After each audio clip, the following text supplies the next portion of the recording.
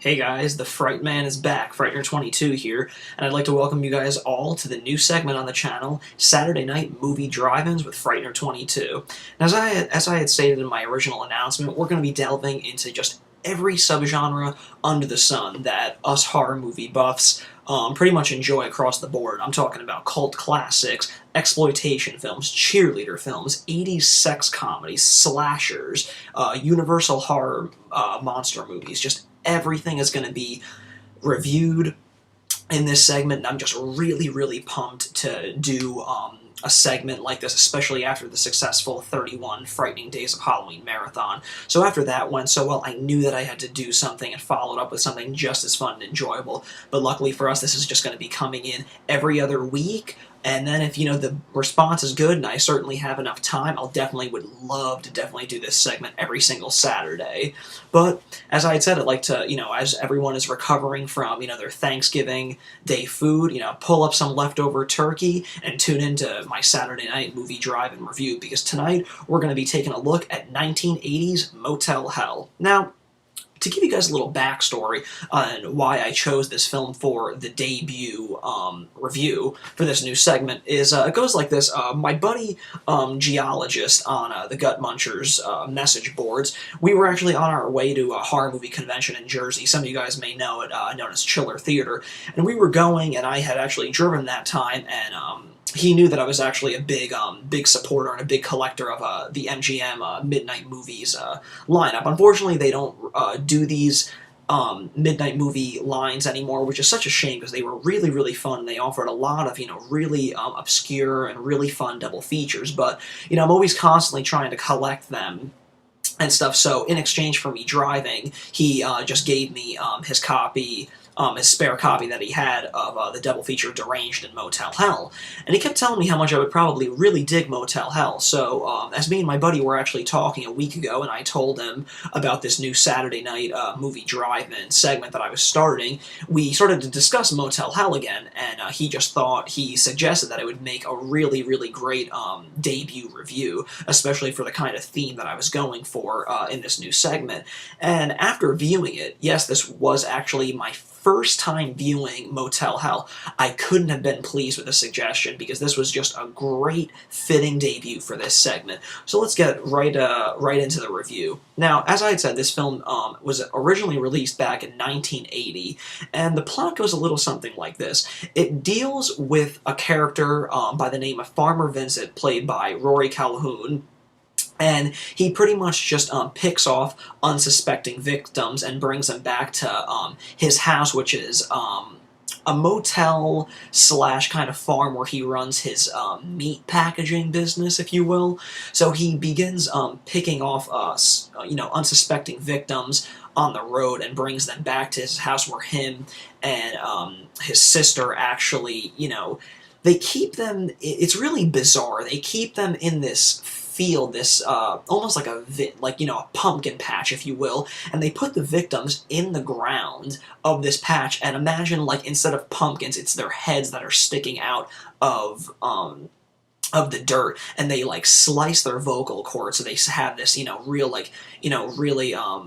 it's just not a voice anymore. It's just this gurgling sound that's coming out instead of voice. So they keep the victims there and kind of harvest them. And then, when they feel that, they're good and ready, they actually begin slicing them up and using them as the actual meat that they've been successfully selling in and around the county for the past 30 years. So everybody in the county that loves Farmer Vincent's meat so much is, technically guilty of cannibalism. Unbeknownst to them, they're guilty of cannibalism for the past 30 years.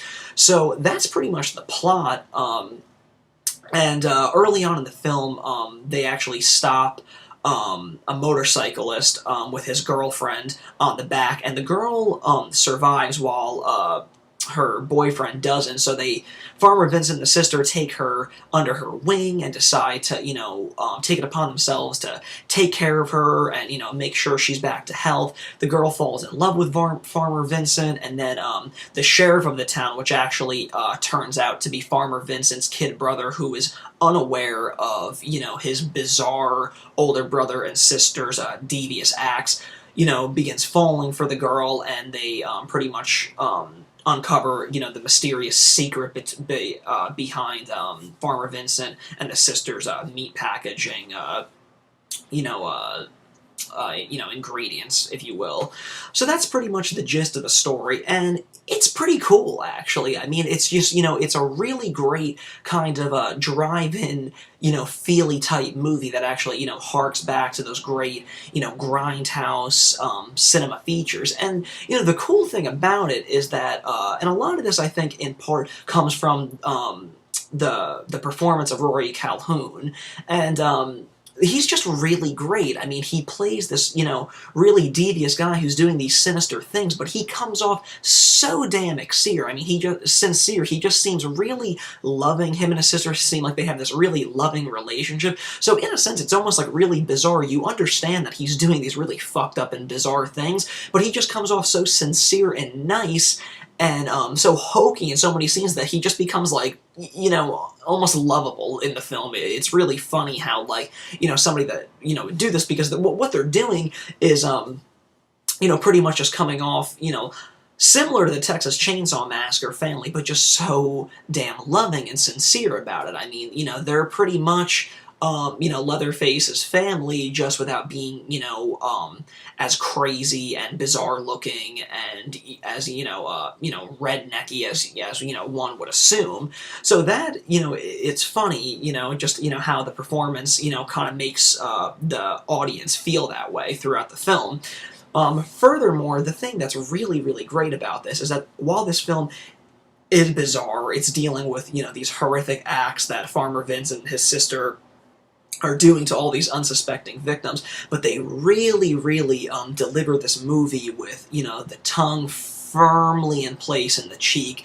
And I mean that, in the best way, because this is a film that clearly understood what it was doing, but had just the greatest fucking time making it. I mean, they realized that they were just making, they were going to be making it horrific, but they were really making it a parody of the films that were coming out at that time, like Last House on the Left and, the Texas Chainsaw Massacre. So it really, walks on that really great line of being, creepy and morbid, but at the same time, it's, funny, and it's just, it's definitely a film that, after seeing it for the first time, I certainly feel like this is a film that just kind of grows on you, and you kind of just, pick up new things every time and kind of enjoy it with each additional viewing. So it was definitely, a really, really fun film. I mean, it's just, it's really awesome, and the last scene in the movie has, Farmer Vincent and his kid brother, the sheriff, kind of battling in, like, the meat locker area of their house with chainsaws, and Farmer Vincent comes out wearing, like, a pig mask, which is so, hokey and ridiculous, but it's, it's cool. It kind of gives that slasher image of, that slasher character image of, the murderer, wearing a mask. So that was cool. So, the thing, if people think that, Jigsaw and the Saw franchise were the first to, wear something as bizarre as a pig mask when they abduct or kill their victims, sorry, Farmer Vincent was the first motherfucker that did it, and he did it a hell of a lot better than Jigsaw. So that end battle is just really, really cool, and, it gets, it can get pretty bloody, so it's, it's a really fun time. But like I said, guys, this film just plays that really great line of horrific and funny all in one, so I would highly recommend this film to anyone to check out at least once. It's just a really, really fun time. So all that said, I think this wraps up my first episode of my Saturday night movie drive-in segments, but as I said, I'm going to be throwing you guys curveballs where I'll actually invite you guys to send me suggestions to review for future episodes. So this week is actually one of those weeks, so start sending me your suggestions via private messages, but in the title, write Saturday Night Movie Drive-In Episode 2. That way I can just differentiate, who's sending me suggestions for the next episode, which will be coming out 2 weeks from today. So start sending those suggestions in, and maybe you guys might be lucky enough to see me review your suggestion to me. So as always, thanks again for tuning in, guys, and I'll see you guys in 2 weeks with yet another Saturday Night Movie Drive-In segment. Thanks again. This is Frightener22.